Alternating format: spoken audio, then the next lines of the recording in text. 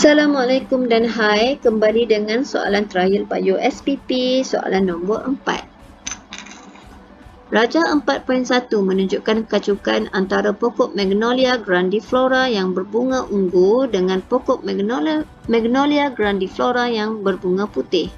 Separuh daripada anak pokok yang terhasil adalah berbunga ungu, manakala separuh lagi berbunga putih. Okey, tengok pada gambar rajah fenotip induk. Fenotip bunga ungu kacuk dengan bunga putih. Genotip induk. Kat sini kosong. Kalau kosong macam ni maksudnya dia nak slot bagilah tu sekali. Okay. Bunga putih dia dah bagi genotype iaitu B kecil B kecil.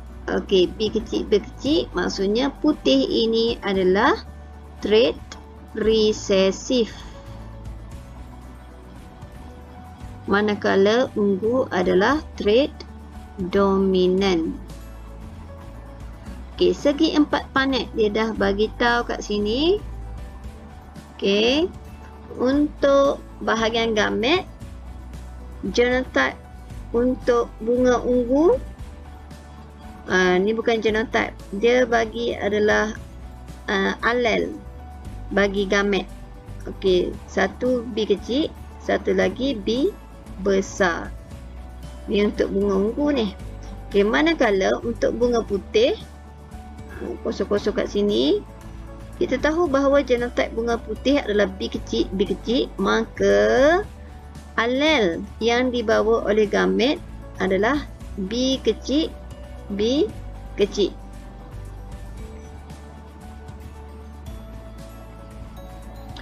Okey, soalan A.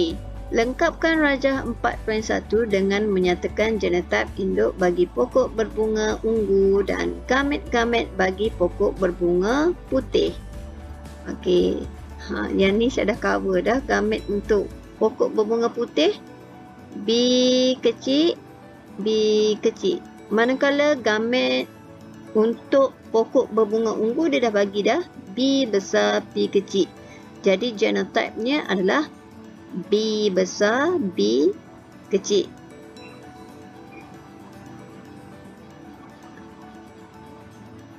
Okay, soalan B. Berdasarkan rajah 4.1 nyatakan hukum Mendel 1.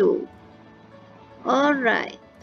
Saya pergi dulu kepada hukum Mendel 1. Apakah yang dimaksudkan dengan hukum Mendel 1? Okay, hukum Mendel 1. Yang ni khas untuk kacukan monohybrid. Monohybrid maksudnya kacukan yang melibatkan satu ciri sahaja. Macam yang ni, ia hanya melibatkan warna bunga. Okay, hukum Mendel 1 dikenali sebagai hukum segregasi atau hukum pemisahan. Okay, apa yang terkandung dalam hukum Mendel 1 ini? Okay, yang pertama, ciri sesuatu organisma dikawal oleh sepasang alel. Hanya satu alel diwariskan ke dalam gamet. Pasangan alel berpisah semasa pembentukan gamet. Alel daripada gamet jantan dan betina akan bergabung secara rawak semasa persenyawaan. Okey. So, berdasarkan gambar rajah, berdasarkan rajah 4.1, awak kena sesuaikan dengan hukum Mendel 1. Okey, jawapannya adalah ciri warna bunga Magnolia grandiflora dikawal oleh sepasang alel iaitu B besar dan B kecil. Hanya satu daripada pasangan alel diwariskan ke dalam gamet. Okey, ini yang kita nampak daripada segi empat planet ni. Ataupun kalau buat gambar rajah silang sama juga, kita akan nampak daripada genotype ni. Genotype terdiri daripada sepasang alel, kan? Sepasang lah ni. Okey. Apabila berlaku pembentukan gamet, pasangan alel ini akan berpisah dan hanya satu sahaja yang akan dibawa oleh gamet. Okey, gamet yang pertama bawa B besar. gamet yang kedua akan bawa B kecil. Sama juga dengan B kecil ni, gamet yang pertama hanya bawa alel B kecil, gamet yang kedua pun akan bawa alel B kecil. Itu maksudnya, itu adalah yang dimaksudkan melalui hukum Mendel 1. Okey. Soalan seterusnya. Alright. Rajah 4.2 menunjukkan carta pedigree keluarga bagi dua generasi apabila seorang lelaki normal mengahwini seorang perempuan yang merupakan pembawa penyakit DMD. Penyakit DMD adalah kecacatan penyusutan neurootot yang disebabkan oleh mutasi resesif pada kromosom X. Alel normal adalah T besar, manakala alel bagi penyakit DMD adalah resesif.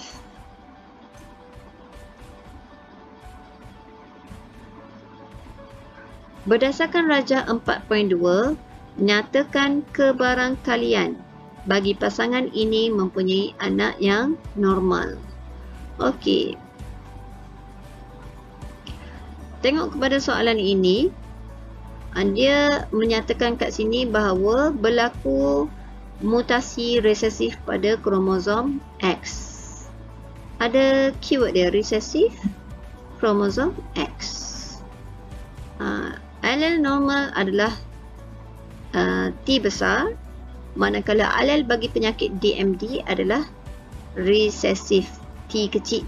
Maksudnya seseorang itu akan mempunyai penyakit ini jika adanya T kecil terangkai pada kromosom X.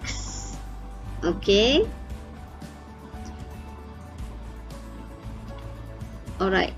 Dia suruh nyatakan kebarangkalian bagi anak ini mempunyai anak yang normal. Okey, kat sini dia dah buat gambar rajah ini. Gambar rajah ini bukan menunjukkan gambar rajah pindah silang, tapi gambar rajah ini menunjukkan anak-anak yang terhasil melalui perkongsian hidup dua orang ni. Jadi awak tak bolehlah simply ambil kebarangkalian daripada ini. So contoh awak ambil simply lah daripada sini contoh Okey, anak yang pertama ni perempuan normal. Anak yang kedua ini adalah mempunyai penyakit DMD. Anak yang ketiga ni adalah lelaki normal. Jadi awak pun buatlah. Okey, ada dua anak normal. Awak pun buat kebarangkalian dia adalah 2 daripada 3. Okey. So awak dapat berapa? Awak kira kalkulator, yakin ni awak tekan-tekan kalkulator awak dapat jawapan dia. Alright. Ataupun awak buat 2/3 darab 100. Tekan-tekan kalkulator dapat. Alright, ni kot jawapannya. Bukan. Okey, bukan itu cara dia. Tapi awak kena buat satu gambar rajah skema pindah silang ni untuk menentukan kebarangkalian genotype yang akan terbentuk setiap kali seseorang anak dilahirkan oleh pasangan ini. Okey. Jadi untuk yang ni, yang petak ni, yang petak ini induk dia adalah lelaki normal. Maka genotype dia adalah X T besar Y. Okey, X T besar Y. Kenapa XY? Okey, Y ni sebab lelaki. Kenapa ada T besar terangkai? Sebab dia adalah seorang lelaki normal. Di mana kalau dia kahwin dengan seorang perempuan pembawa. Perempuan pembawa, perempuan. X besar, X besar. Okey, kenapa alel yang terangkai pada X ni adalah heterozygot? Sebab dia adalah seorang pembawa. Jadi genotype dia adalah X T besar, X T kecil. Okey, fahamkan di situ dulu. Okey, yang seterusnya kita akan buat rajah kacukan untuk pasangan ini. Okey, X T besar Y kacuk dengan X T besar, X T kecil. Okey, macam biasa melalui meiosis berlakunya pembentukan gamet. Okey, X T besar Y. Okey, X T besar, X T kecil. Okey, lakukan persenyawaan antara gamet-gamet tersebut. Okey. Ini dengan yang ni, maka dapat XT besar, XT besar. Okey. Yang ni dengan yang ni, maka akan dapat XT besar, XT kecil. Okey. Okey, yang seterusnya, yang ni dengan hak ni akan dapat XT besar Y. Terakhir sekali, XT kecil Y. Okey. Ini semua adalah genotype yang terhasil selepas persenyawaan. Okey, genotype yang pertama, XT besar, XT besar. Yang ni adalah perempuan normal. XT besar, XT kecil. Yang ni perempuan normal tapi ia adalah seorang pembawa. Okey, XT besar Y, ini adalah lelaki normal. Manakala XT kecil Y, ini adalah lelaki buta warna.